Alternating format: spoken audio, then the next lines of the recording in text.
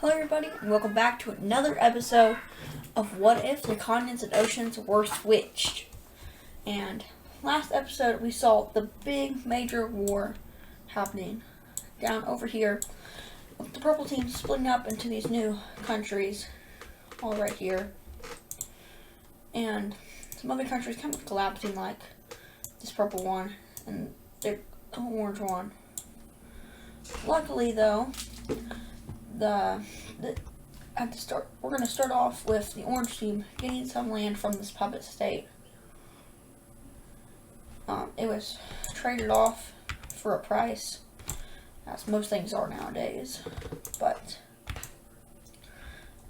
And they sold it to them. The next thing that's going to be happening with this, we're just going to get annexed by the peach team. Then it'll be remade into a new country, this time under a new government, and it'll be right here. And this is the only purpose this one, the new one is here, is for a border state. So they are now here. They're kind of like a puppet, but they're not really. Now, like I've been saying, there's going to be a lot of expansion. And we saw a lot of expansion at the end of last episode. But it's going to continue up as, even if you're not strong like these countries right here, you could still take a lot of land like this. They reach right up to the Madagascar Lake. This one does, and they take about this much land. Meanwhile, the pink team has grown in strength, and they're going to end up taking this whole puppet state over.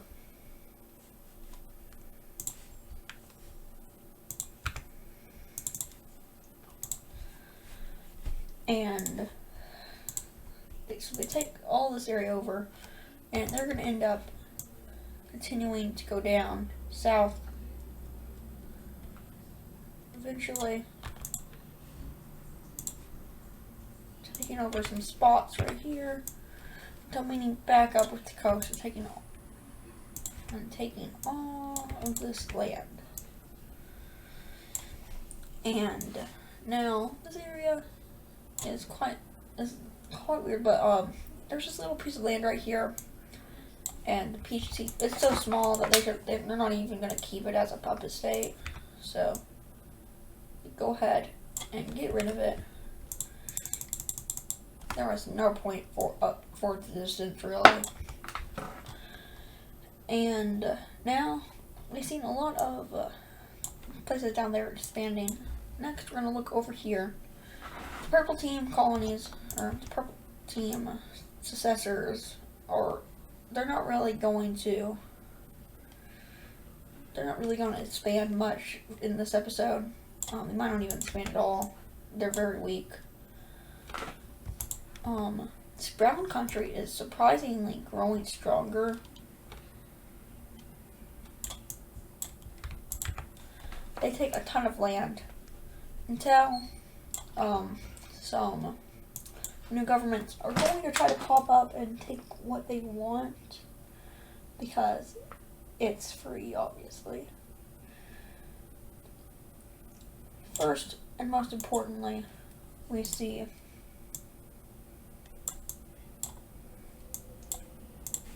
a country that looks something like this going to pop up here.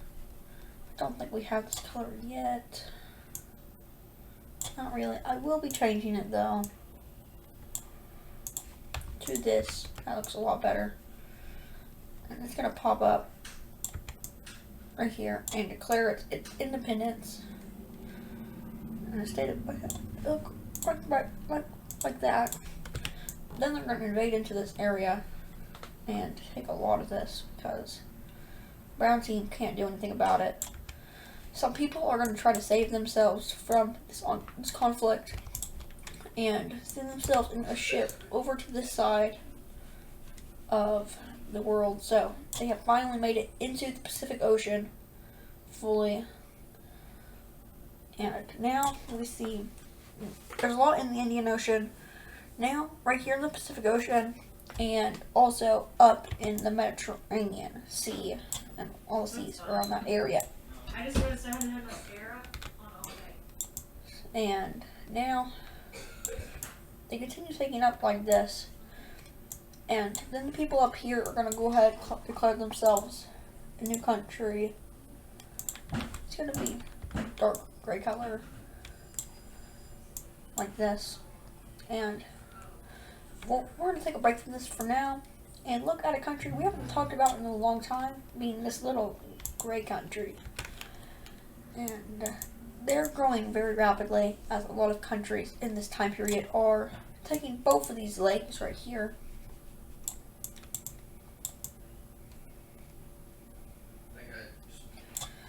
Taking all that, and even making a little kind of like colony thing right here. It doesn't go well, and we probably won't talk about it for a while. Next up, we see, because a lot of this area has been taken already. And now we're going to see some new countries popping up right in here, in these little areas. Starting off, we see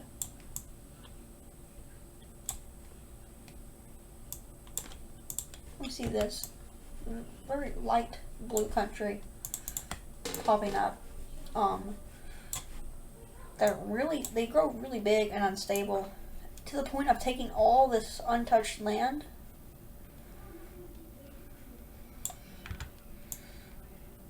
All of that. And then they don't stick around at all. In fact, we even see some of these former countries of the purple team go ahead taking some land. This one takes some land. This one right here, they're going to go ahead and take some land. I mean, there's not very many people living here, so there's not going to be like anybody trying to stop them. And the rest of it is basically unclaimed until the brown team is going to try to take some more land again. Take all this northern area. And now the people are really mad, and they're welcoming them in with open arms. All the people. As this new one up here, it's very far until they meet a little resistance, but it's still not very much. As for here, this country, that's unofficial. They're going to go ahead and take a good amount of land up here. And they do set up a capital right there. On major cities, we're going to turn them on for this war. As this country is now going to, they're going to lead a Cinderhead down to this major city and capture it, fortifying this, and doing sort of a blitzkrieg strategy. Eventually, they get to around here to this other major city, and then we'll see the rest of this war later. And now, this red team is going to get in the war, mainly focusing on the bottom area right here. And this is where the government basically completely collapses. But this is basically after the lakes and these two major cities have been captured. Then a military general comes into power. Put name suggestions in the comments below. I might make one between episodes. And he is a really smart general, and he ends up making his way all the way around to here, going down to capture this major city, cutting this off, looping back up and taking the capital, leading to the surrender of all those troops. And he's very smart, and he's very good at his job. But capital is taken, the red team is gonna completely collapse, and we'll see what happens. Okay, and here is the first of the peace treaties. We see that the red team right here gets all this land, which is a good amount for what they had, and they're growing quite big now. Next, we see this blue team. They get some land over here, while some land up here. And this new country up here gets a bit of land and promotes this city right here to their capital. Meanwhile, the rest of this is going to be split up again in the second peace treaty. Here's our second peace treaty. Starting off, this little piece of land goes over to the red team. Now, you might be thinking, wow, they get a lot of land over here. But this is actually a puppet state. So, that's there. Next, this country up here gets all their conquered land that they attained through the war. And they don't have a capital yet, but they will soon. But this blue team, going to get this bunch of land right here. All the rest of this land, no matter where it is, goes back to the brown team. And now they're just kind of left to fight the Civil War. And to be honest, it's not going well for them. All this land, their sea coast, already taken. It's all taken away. They even loop down to here and take this whole area. Their government has collapsed, so they end up taking it all over.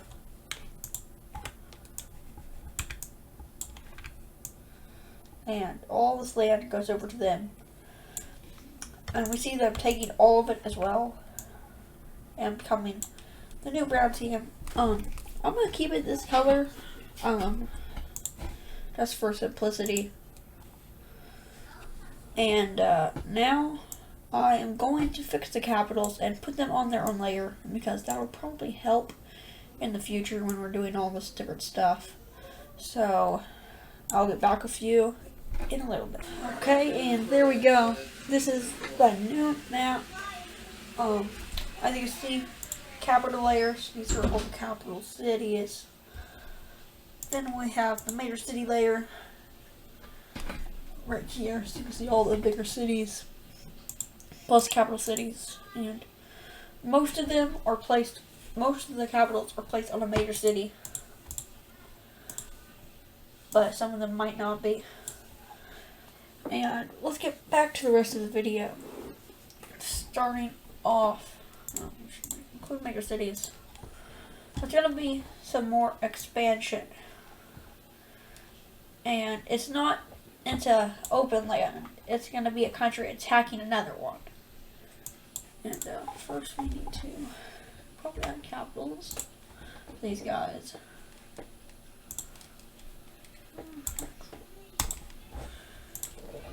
And it's gonna be, I already zoomed on this area, but it will indeed be this purple team and this orange team trying to form empires. Now, technically, they're gonna be going after these puppet states. In this world, puppet state means it's a separate entity, but it's kind of ruled by the same one. But they're not allowed to get in the war. It's very frowned upon. And so they attack this and they annex all of them.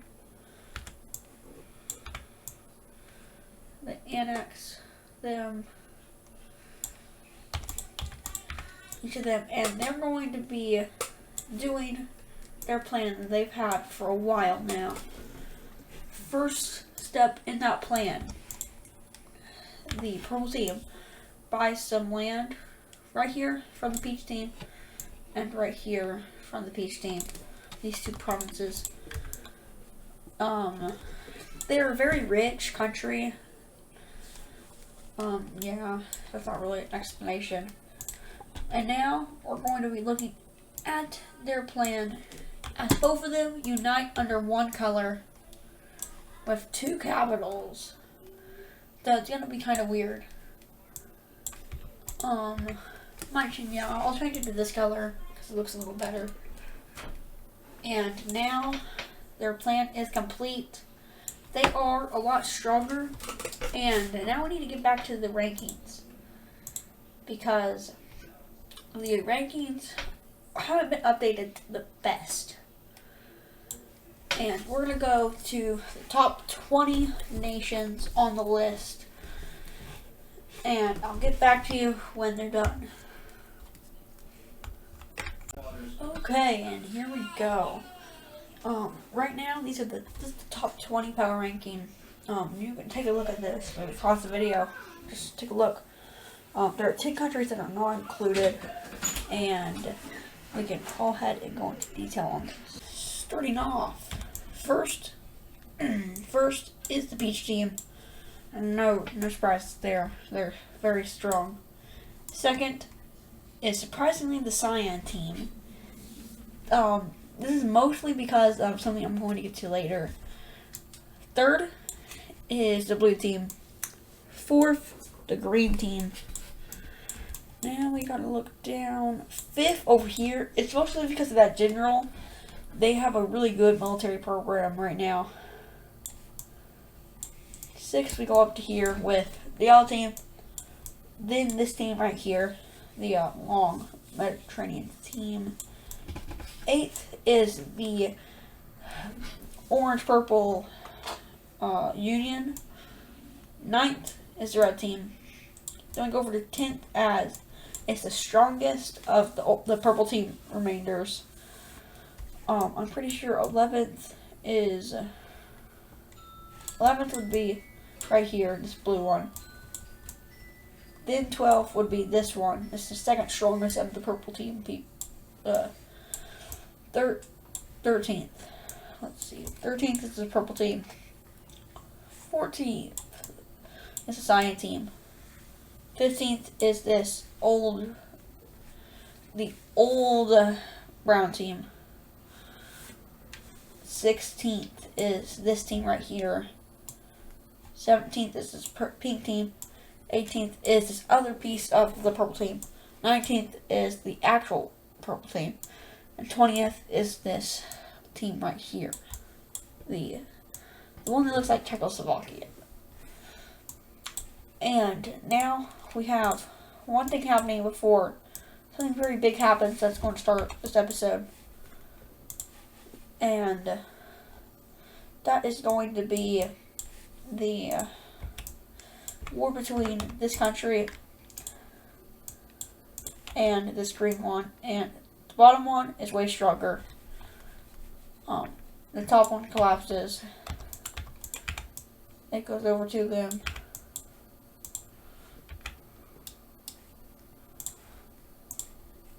Boom. The red one owns the rest of this.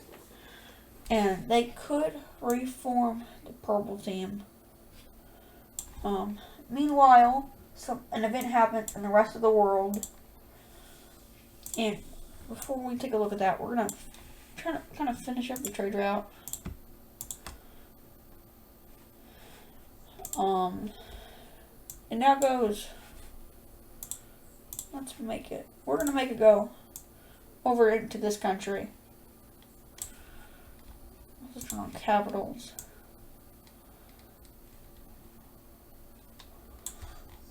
So there's that.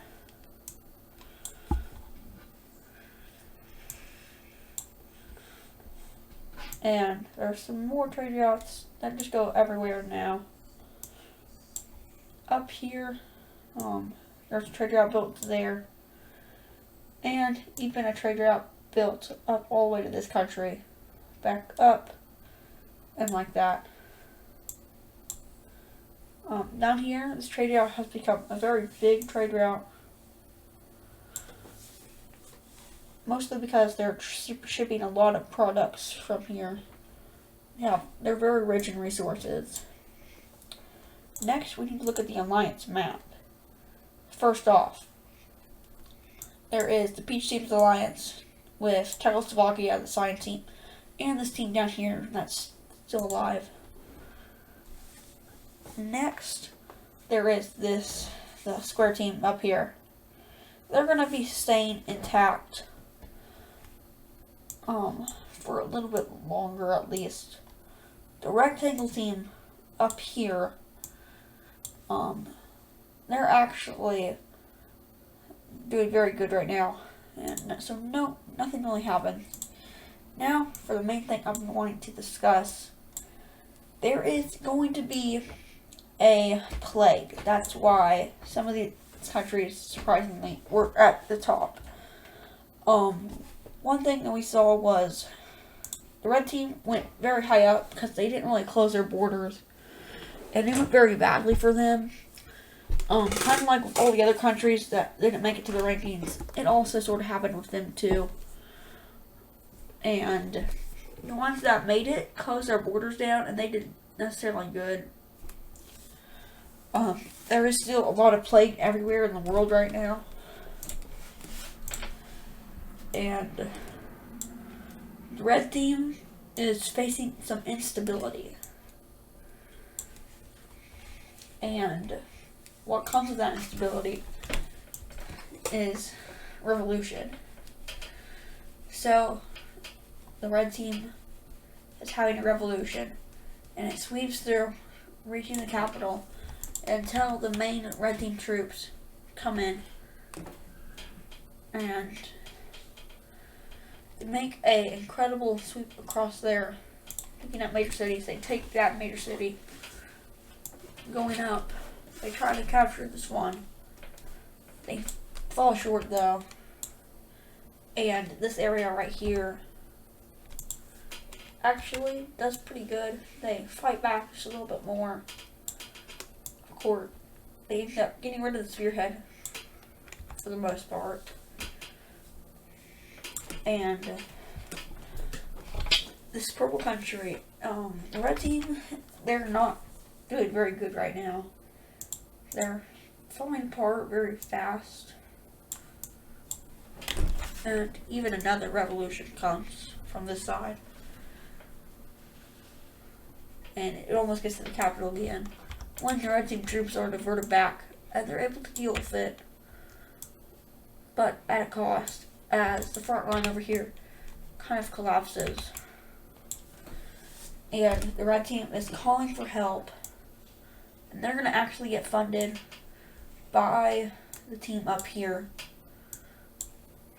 These two right here, they're going to fund them, and it's going to help. In the first days, they're able to take back, with the new support, they're able to take back that area and go up and take back some of this area. So, it looks about like this. And now we see the red team kind of using a lot of their troops and conserves to blast through this revolution, and they successfully defeat their revolution. They live to survive another day, but to make sure this doesn't happen, they're going to change some laws and some stuff in it. There is something that I'm going to introduce to the WizKo series, but not to this series. I was thinking about it, but not yet. It's not as important yet. But that's going to do it for today's episode. If you enjoyed, show your support, and I'll see you in the next one. Bye.